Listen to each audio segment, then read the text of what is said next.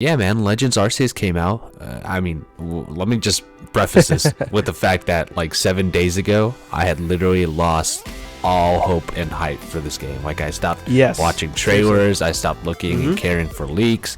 I just didn't really want to get my hopes up because of what we've already saw. It just felt like it was going to be disappointing. And saying all that, let me just let you know right now, before we even get into our points in the video, that I was entirely wrong. Like absolutely wrong.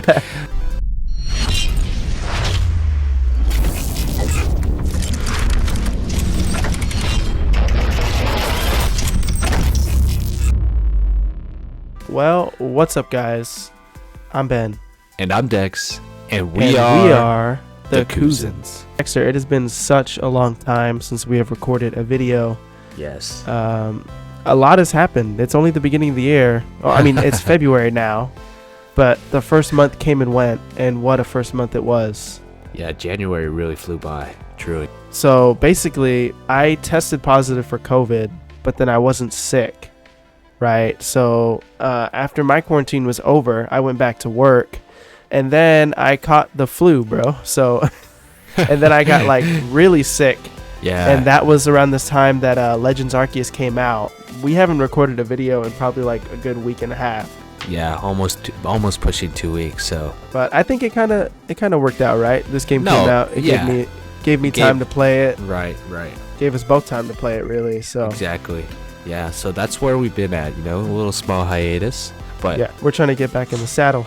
Yeah, this game is crazy. I went into this game basically completely blind. Like the last thing I had seen was the gameplay trailer, like that was like 13 minutes that came out I think a week before the game. And I had, up to that point, like before I'd watched the video, I had no hype for this game. I was like, it'll come out when it comes out. I'm excited to play it as a Pokemon fan. But after that video and seeing some of the gameplay mechanics, I was like, oh, hold up. Like this game is like a lot more different than I thought it was.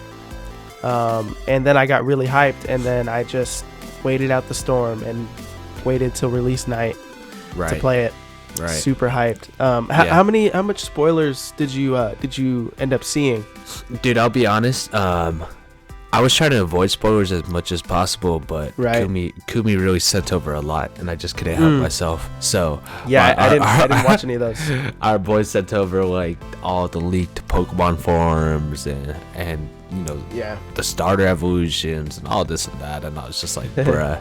For me, it's like when it comes to a movie, I don't want it to get spoiled. But for some reason, when it comes to Pokemon games or just games in general, I don't mind seeing spoilers per se, as long as they're not necessarily story driven. You know what I mean? Like for me, seeing all the Pokemon, it just made me more hyped because it's like, okay, when can I catch that Pokemon? I really want that Pokemon on my team. So I did see a lot of spoilers, but not any story spoilers, just more like all the leaks for Pokemons that are available, the complete Pokédex and stuff like that.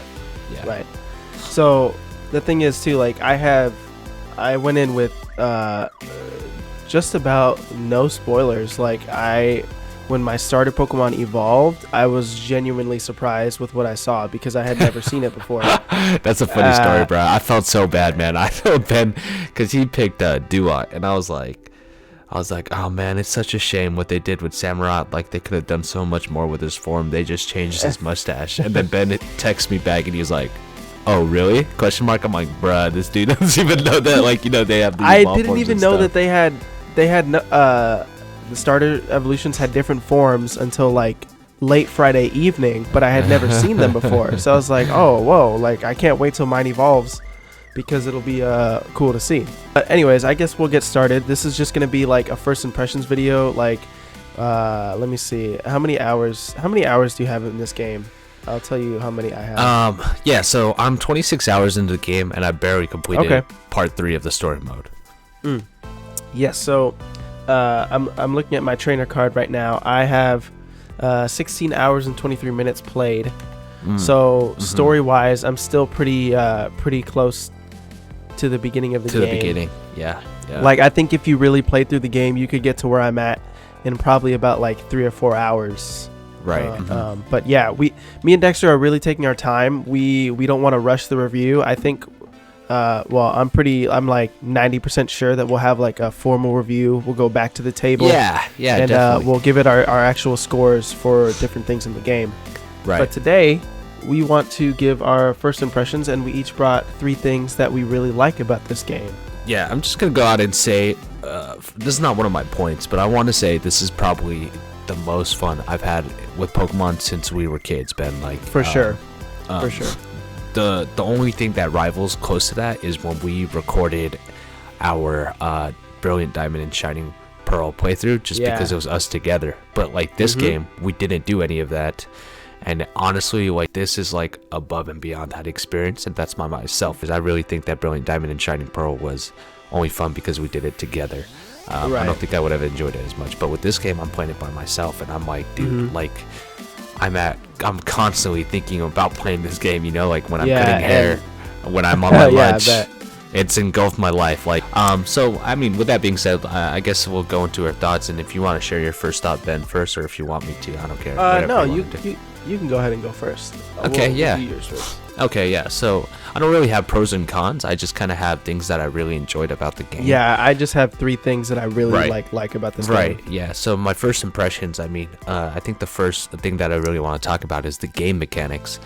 You know, there's a lot of like. Oh yeah, that's what I have on my list too. Oh, perfect, bro. So yeah, hitting 2 birds with 1 stone, or the same bird with 2 stones. I don't know. Yeah, we haven't seen we haven't talked about our list beforehand, so right. Yeah, this will be a treat for both of us. So I don't know what your screen looks like too, by the way, but right now I'm just showing off my Pokemon, and I think that's such a cool feature.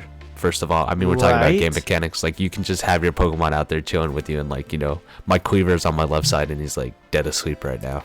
Dude, that's another thing too. I had no idea that like Cleaver evolved from like Scyther until you told me, and I was like, wait, really?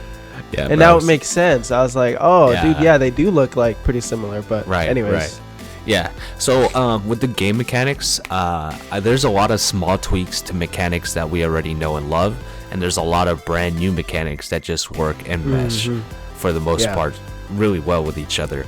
I mean, a couple of mechanics that I feel like we already are familiar with is the battle mechanics. Now, I think battling with the agile and strong style is a good mix.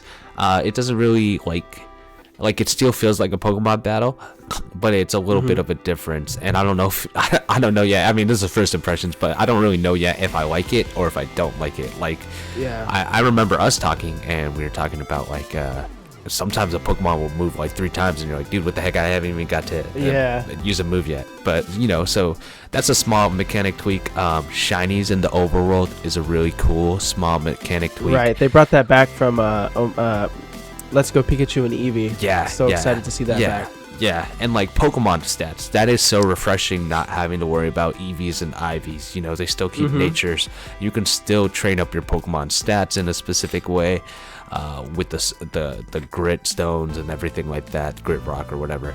But yeah, so those are like small mechanics that have just been upgraded. Like, you know, like Pokemon catching is so much more fun in this game. Like, I'm so surprised. Like, playing this game, it's like there's so many different ways you can try to catch a Pokemon. You know, you can throw a mud ball at them, you can sneak up in the grass, you can, you know, use items or to lure them. You know, you can just straight up battle them. That's just amazing upgrade, and really feels like pocket monsters, like you're actually catching monsters, you know what I mean?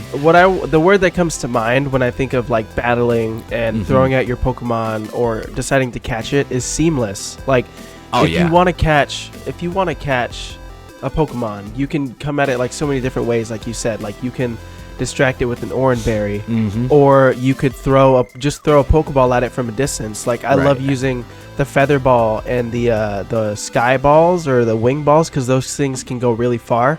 So I like to snipe some of the more like troublesome Pokemon, like that I know will attack me. I'll just snipe it from a distance and see if I can catch it. And or I can send out my Pokemon and do battle with it, but it's all in the overworld. Like, there's no like separate loading for a battle screen, and then it's like, oh, the battle's over, so it fades to black, and then you're back in the overworld again. You know, it's all just seamless, and a lot of the catching reminds me of like Let's Go, how you can just like touch a Pokemon and you can just be catching it. And that's just kind of how it is. Like it makes you feel like a genuine trainer. And then to top it off, how you're actually completing the first Pokédex, I think that is just, it's such a cool feeling that any little thing that you do is filling up Pokédex entries. Like you defeat a Pokemon, it's filling up the Pokédex. You catch the Pokemon, right, it's filling up the Dex. You defeat it with certain moves, you get to watch it evolve. You use a certain moves, and it all fills the Pokédex. It's just so seamless. Yeah, the Pokédex. Yeah, the Pokédex is amazing. It went from being like this little thing in your pocket that you really just forget about, unless you're a completionist in Pokemon game, to something that is a key part to the story, and for you to advance into the story and the game, like you have to really complete your Pokédex for you to get further into the story or to unlock the next level. So that's really cool. And there's almost like a third-person shooter vibe that happens when you're like doing boss battles or just even attempting to catch a Pokemon. You know what I mean? Like being able to zoom in. It's like, it's pretty cool, and it's just the game mechanics. It's just a beautiful mix of old and new upgrades that just really work perfectly together. And you can look at this game from a graphical standpoint and understand that it is entirely underwhelming and really, truthfully, just outdated. Like it looked like it can just come out on for sure. The graphics is probably like one of my only gripes with the game. Right. But when you look at the game mechanics, I think that's what really makes a game tick and makes it fun. And I think that Pokemon Legends Arceus really just knocks it out of the park with that. The game is fun and addictive with that, even with these horrible graphics. Like, I think the best thing about this game is the sky. Like it looks beautiful, you know what I mean? I can only imagine the on an pre-rendered OLED sky. screen. But then like you look at like, the mushy textures all around you and you're like, bruh. Yeah. But I mean, that's honestly like it all of the like the game mechanics that we're talking about and how like in depth this game is, it more than makes up for the graphical, the lack in graphical fidelity, you know what I'm saying? Right, 100%. So mechanics, let's see it. Any more mechanics? I think during the battles, the fact that you can just like walk around, that is so interesting to me, and you move around the camera. We talked about like walking in front of your Pokemon while they're about to get hit, and like how does that like stop them from getting hit as hard? Like, you know what I mean? Like it sure feels like it, but I don't know. You know what I mean? It makes you feel like you're actually present in the battle. Because what's cool too is like, if a Pokemon it sees you and it's got like a what do they call it, like an aggressive disposition or something? I think that's what they call it in the game. Where it'll attack you when it sees you, and you send out your Pokemon. It goes from looking at you to looking at your Pokemon, and it makes you feel like you're actually in the Pokemon world. It was just a small thing that I didn't think would affect me as much as it did, but it really made an impression on me. Sure. I guess I mean there's so many other more mechanics, like we did touch on the battle system, we touched on the stats, but I guess we'll move on to the next one. What's your next one there? My next one is talking more about the explorable and expansive region. Like, bro, tell me, dude, the region is is one of mine too. Bruh, I just fell off the edge. I literally just fell off the edge and killed myself right now, bruh. Oh, okay. Oh man. Yes, the region. I have the region put down too. Right. Dude. Great minds, brethren. It really hit me when I'm in the very first area. What do they call it? The Obsidian Fieldlands, right? And of course, you start off in Jubilife Village, and that's like your main base. So, like, looking at this old map of Sinnoh, it like really hit me. I'm like, oh, dude, I'm playing in Sinnoh, but in the past when I was just exploring the Obsidian Fieldlands, and I got to Lake Verity, and I'm like, I remember thinking, I was like, Lake Verity? I was like, oh, that's where I am? And then it like clicked. I'm like, oh, duh, because Jubilife is right there. So obviously this is where Lake Verity is, and like in the future this is where not Sandgem, what is the starting town? Twinleaf. That's where Twinleaf is. And then it was just like, I don't know, somebody who's probably smarter than me probably already realized that, but it just like hit me. I'm like, oh, duh, Like, this is a region that I'm familiar with. Yeah, I haven't really pieced it all together. Like, to me, like, I'll hear some songs that sound really familiar, but yeah, Dude. besides that, I can't really tell where I'm at. Like, besides the lakes and everything like that. But yeah. But with that being said, I mean, I do absolutely love what they've done with Sinnoh. And I feel like my point is the explorable and expansive region, right? So everybody quotes this game as being Breath of the Wildish, like. Yeah, and I am guilty of that because that's what I thought it was. Right, but yeah. I couldn't have been more wrong. Exactly. And you have 300 hours in that game, so you can definitely give it more insight. But for me, I think a more fair and I would like to say accurate comparison would be like Monster Hunter Stories. Yeah, Monster Hunter Stories is exactly the game that it's like I realized it was. It's not truly open world, but it's more like expansive maps that have a lot to explore and little nooks and crannies. But with that being said, I do feel like the world is still a little too empty for my liking. For sure. Like I said, I'm only about halfway through the game. And all I have right now, I don't know if it gets any bigger or more populated than this, but I have a community in Jubilife, right? And I have like a clan settlement, which I found in one of the parts of the world, and there's nothing to do in it besides like a side quest for Psyduck. So I love the overall like accessibility of the Jubilife hub, but I would like to see in the next game or whatever next Legends. Or even possibly DLC. That would be really cool. I would like to see... DLC would be sweet. Yeah, I would like to see a bigger population or just other things to do rather than just catch Pokemon in an area. I know that's something that we talked about, Ben, is like kind of monotonous. You know what I mean? When you're just trying to complete your Pokédex, sometimes it can get kind of boring or like the same this and that. And it's really like, that's when you're like, okay, let me just progress to the story to get past that mark. Because it can get monotonous, and I really think that like if you have more things to do rather just than exploring, like there's a hub of other people or traders or even just one or two other battles of people or something like that, I think that would really make the game even better. Yeah, for sure. To what you're saying too about the world feeling empty, of course, because I was under the impression that it was like Breath of the Wild, where you start off in Jubilife Village, and from there you actually have to like walk and explore to these other areas. But that's not true. Like we've said, it's more like Monster Hunter, where you choose an area to go to and you go and explore that with like a super short loading screen. I was actually genuinely surprised that the loading screen was like so fast.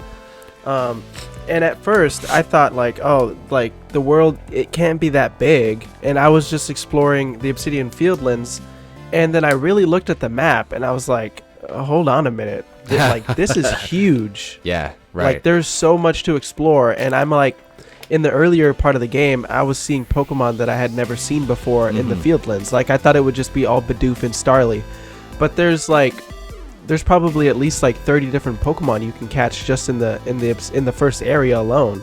Right. All the way up to like the second stage evolution. Yeah. So I was pleasantly surprised, and then that made me really excited for the rest of the game, because I was like, dude, I'm only in the first area, and where I'm at in the story, I barely unlocked the second area, and I've just been exploring the second area. It's exciting because it's like, what kind of Pokemon am I gonna find over here, like around this corner or around this mountain? Oh, I can't get to this area because I need to swim, and I can't swim, or I need to break this rock. I can't go here. Yeah. But to what you said about it feeling empty, is kind of true.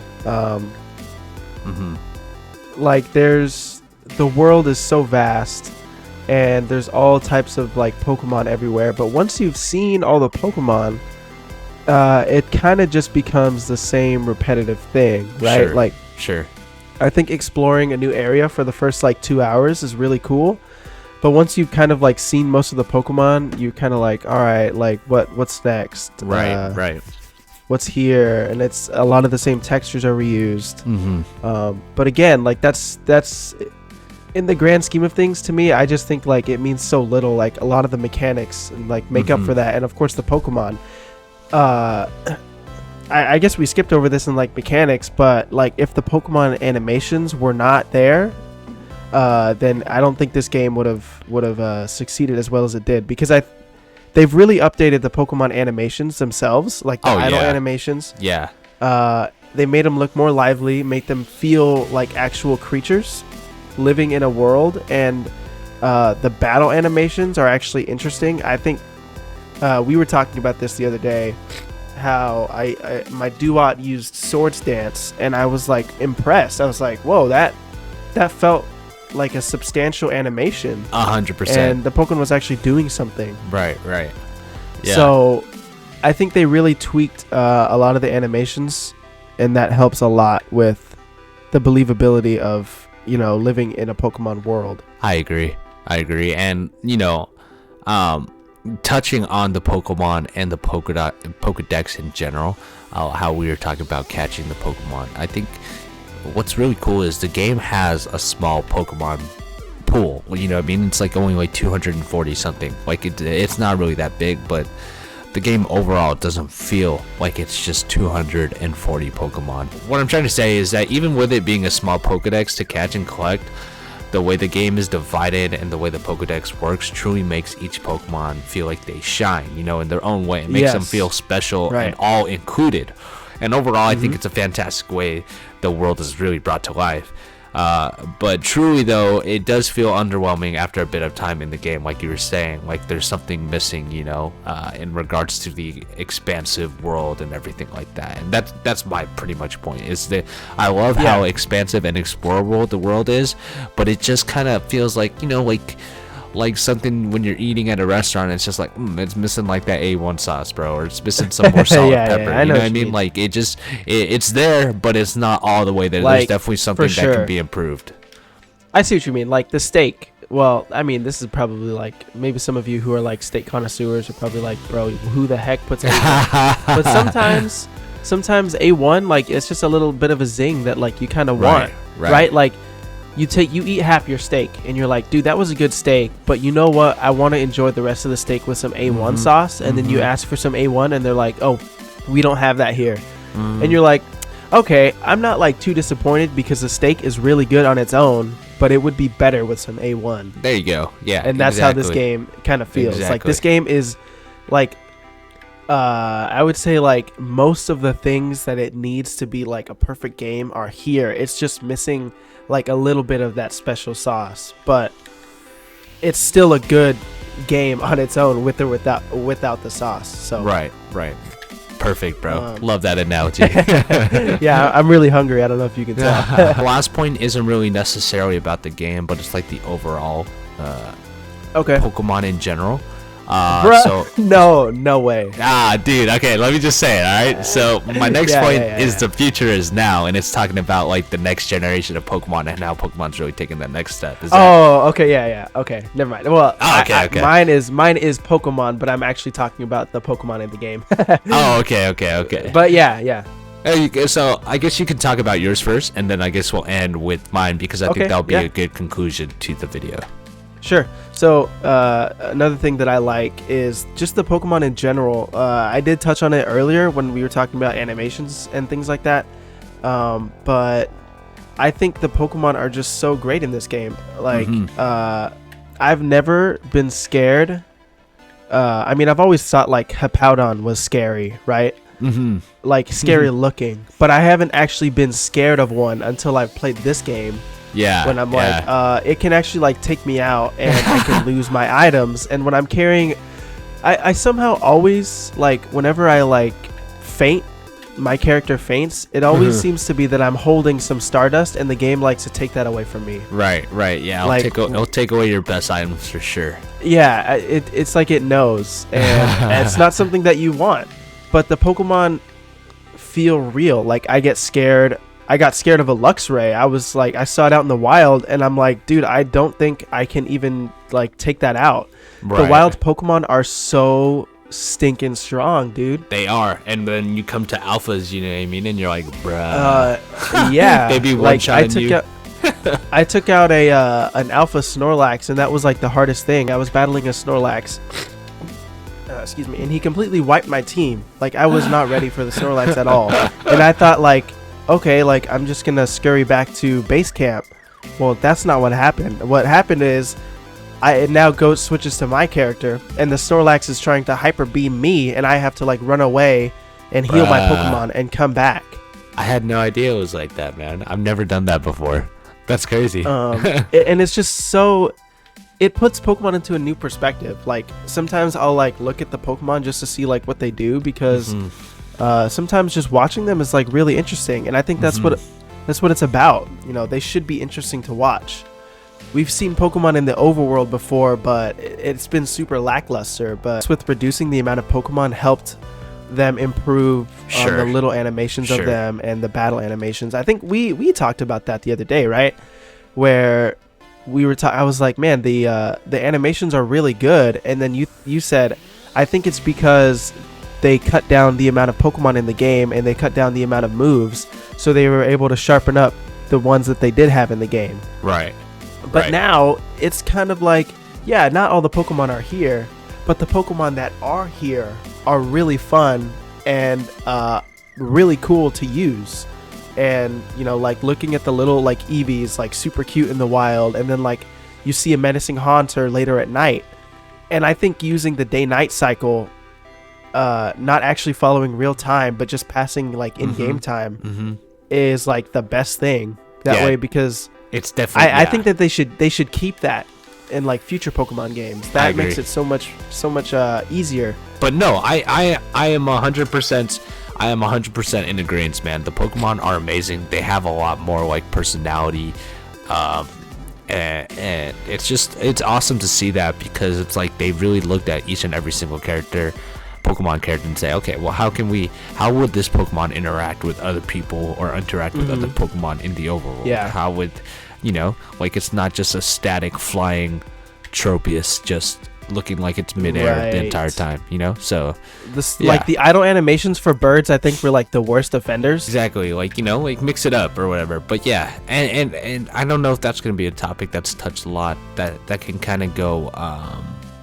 under the radar, I guess, is just how the Pokemon interact with like even items. When you throw an orange berry, they'll react differently. If you throw another berry, you know, they'll react differently. So it's just kind of underraid. Like you said, the so Pokemon have more life in them, and it makes it there's so much really that more refreshing. we haven't talked about, dude.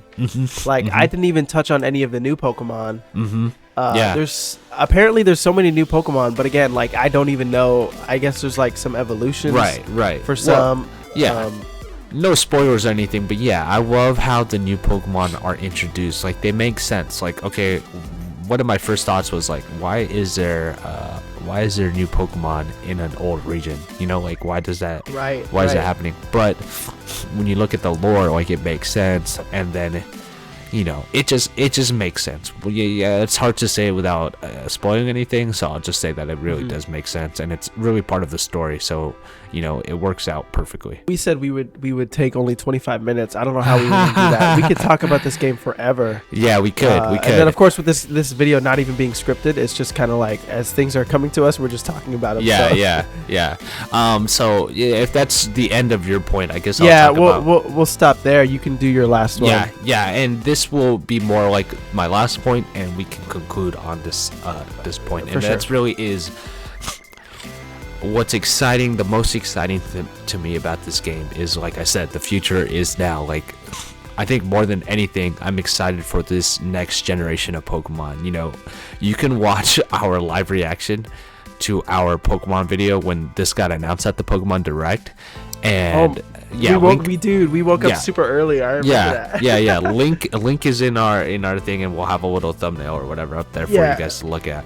Remember when we were watching that trailer and they're like, the next generation of Pokemon is here, was one of the biggest things they said. Like, this is the next step for Pokemon, something along those lines. And what's cool is that's here and now, and you know this shows that Pokemon can explore and try new things and make it work amazingly. Like, I mean, they've done that before with Pokemon Mystery Dungeon, Pokemon Conquest, but this is like, I feel like the first time they really like took it and ran with it and like said like, hey, this isn't a mainline game, but this is what our future games will possibly look like, and that's amazing to me.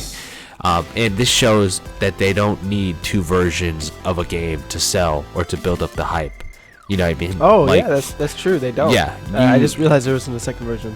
And you can bash on Sword and Shield, but I think Sword and Shield for that because of how well the DLC did, and added to the game. So it's like now it's maybe hopefully Pokemon runs away from that. I mean, theoretically, there's no reason for 2. There's still a moneymaker. People will still buy both. I mean, I'm one of those people, so, you know. But anyway, this shows them that they can give their remakes to another company while they focus on making the best game now. The next game, that's the next step. And I think Pokemon really lost sight of that, but this shows them that they can make they can give the remakes to another company and it'll do just fine. And then people are more excited for their game that they're actually releasing. I think this shows that if done, I think this also shows that if it's done right, you don't need to include all the Pokemon for the game to feel full and complete. And that was one of the points I was trying to make. Is like, right. We don't need all of the Pokemon. At least I don't. As long as the ones that are there are done right. And that was the problem with Sword 100%. And Shield. I was thinking about it too. I was like, they've done it where like it's in the old past, but now that the skeleton, like the foundation is here. Imagine if they created a new region in the present day when you're exploring a city, like this in third person, and you just go in and out of battles. Amazing, man. I think the just foundation is here. Exactly, and that's like really the most exciting thing about it. And to use another silly illustration, kind of like the steak illustration we used earlier, but I really think of Pokemon in its future and how we last year celebrated the 25th anniversary. To me, this game is kind of like a love letter, kind of like a wedding vow renewal of sorts from Game Freak to its Pokemon fans that say, hey, I know times have changed, we've all changed a little bit and things are a little bit different, but we will be there and we will continue to adapt and grow to meet your needs. And I think Pokemon fans really ought to do the same and show them that love and applaud them for this win. And it's a much needed win for this game. Yeah, well put. Yeah. I think this game really restored my faith in the Pokemon franchise. I saw a meme about it, but it was like, I've become that Pokemon fan that is not upset, I'm just disappointed. And that was basically like my thing every single year, right? With Diamond and with the Brilliant Diamond Shining Pearl, it was like, you know, I'm not mad at this remake, I'm just disappointed. It's just because it's the same thing. Like, we played that game before, and we hadn't played it for like 15 years, but it was literally like 15 years later, and the game was almost exactly the same. Yeah. Except for like the underground and like some stuff that was added. Yeah. There's only so much you can feed into nostalgia. You know what I mean? There's only so much. Yeah. With this game, it was like there's so much new. Like I actually am having trouble battling, like, for the first time. Well, maybe not for the first time. You guys have seen all of our videos about that. But it was just like, man, I have to learn a new system. And that's just what we want. You know, we love the Pokemon system and what it is and what it was, but we want to see it grow and adapt to what we know it can be and become fully realized. And I think Pokemon, like I said, just to use that silly illustration again, but this is like their wedding vow renewal, like saying, hey, we've heard what you said, and I know we're 25 years in, but we're going to keep pushing strong. And I think that's just a great way of them doing that with this game, and I'm so excited for the future and what the next 25 years of Pokemon will bring, and what this even upcoming next year Pokemon. We're in uncharted territory, bro. We have no idea what the next game is. Hopefully it'll be announced in February, but we'll see what happens. But I think that's a great place for us to end our points and our talks. And I mean, we hope you enjoyed this video. We really just kind of speaking to each other. With that being said, we'd love to hear your first impressions and thoughts of the game. How many hours have you already put into the game? What are some mechanics or some things that you really enjoyed, some pros that you enjoyed about the game? And then what are some cons that you really wish they worked on in the game as well? So let us know in the comments below, and make sure that you like and subscribe so that you never miss a video, and hit that notification bell as well so you never miss that video when we release one. So then, with that being said, my name is Dex. I'm Ben. And we are the Cousins.